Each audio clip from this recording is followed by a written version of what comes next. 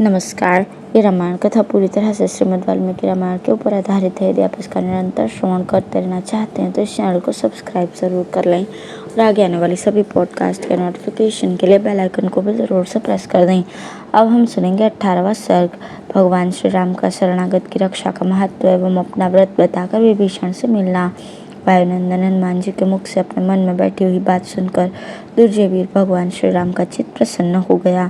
वे इस प्रकार बोले, मित्रों, विभीषण के संबंध में मैं भी जो कुछ कहना चाहता हूँ, आप सब लोग मेरे हित साधन में संलग्न रहने वाले हैं, अतः मेरी इच्छा है कि आप सब भी उसे सुन लें। जो मित्र भाव से मेरे पास आया गया हो उसे मैं किसी प्रकार भी त्याग नहीं सकता।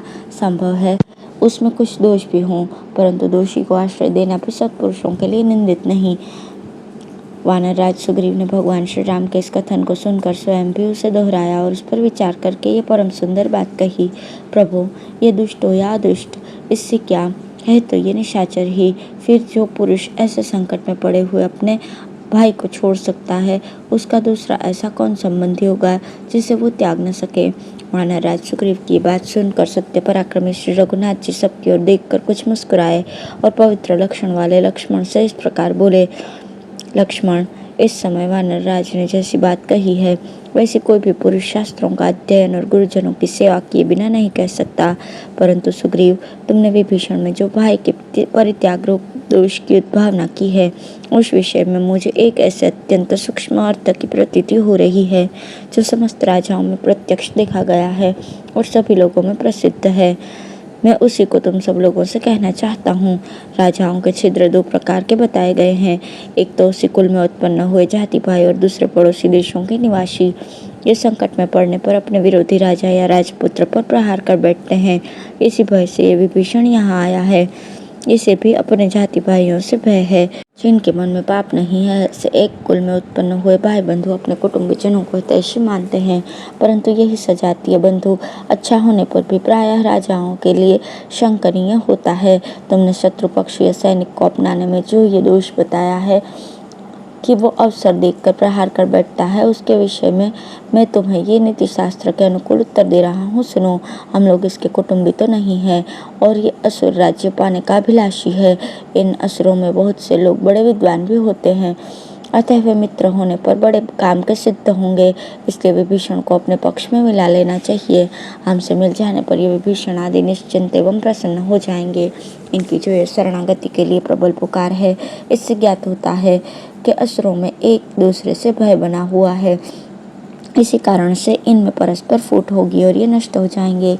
इसलिए भी विभीषण को ग्रहण कर लेना चाहिए। सुग्रीव, संसार में सब भाई भरत के ही समान नहीं होते, बाप के सब बेटे मेरे ही जैसे नहीं होते और सभी मित्र तुम्हारे समान नहीं हुआ करते। श्री राम के ऐसा कहने पर लक्ष्मण सहित महाबुद्धिमान सुग्रीव ने उठकर उन्हें प्रणाम किया और इस प्रकार उत्तर दिया, उचित कार्य करने वालों में श्रेष्ठ रघुनंदन, आप उस राक्षस को रावण का भेजा हुआ ही समझें। मैं तो उसे कैद कर लेना ही उचित समझता हूँ। यह निशाचर रावण के कहने से मन में कुटिल विचार लेकर ये यहाँ आया है। जब हम लोग इस पर विश्वास करके इसकी ओर से निश्चिंत हो जाएंगे, उस समय ये आप पर, मुझ पर अथवा लक्ष्मण पर भी प्रहार कर सकता है।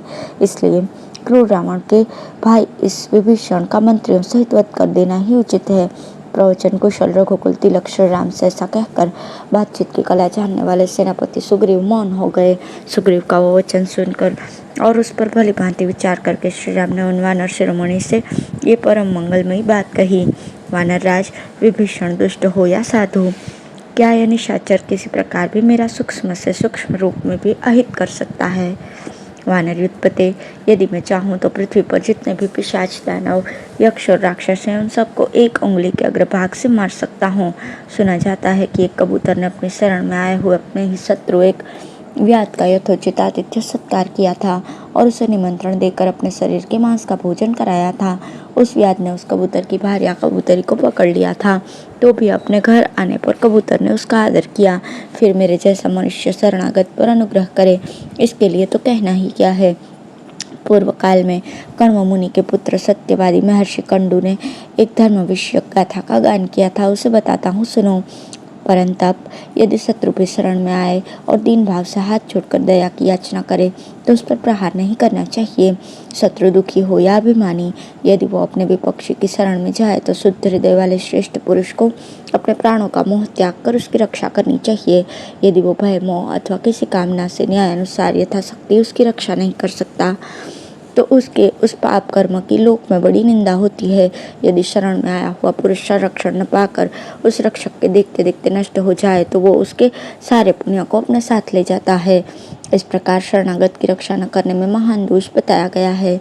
शरणागत का त्याग स्वर्ग और श्रेयस की प्राप्ति को मिटा देता है और मनुष्य के बल और वीर्य का नाश करता है। इसलिए मैं तो महर्षि कंडू के उस यथार्थ और उत्तम वचन का ही पालन करूंगा, क्योंकि वो परिणाम में धर्म, यश और स्वर्ग की प्राप्ति कराने वाला है।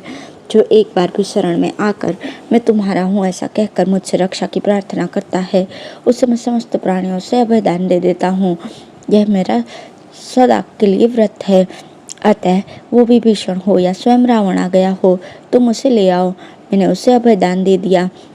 भगवान श्री राम का यह वचन सुनकर वानरराज सुग्रीव ने सौहार्द से भरकर उनसे कहा, धर्मज्ञ, आपने जो ये श्रेष्ठ धर्म की बात कही है उसमें क्या आश्चर्य है, क्योंकि आप महान शक्तिशाली और सन्मार्ग पर स्थित हैं। यह मेरी अंतरात्मा भी विभीषण को शुद्ध समझती है। हनुमान जी ने भी अनुमान और भाव से उनकी भीतर बाहर की सब ओर से भली भांति परीक्षा कर ली है।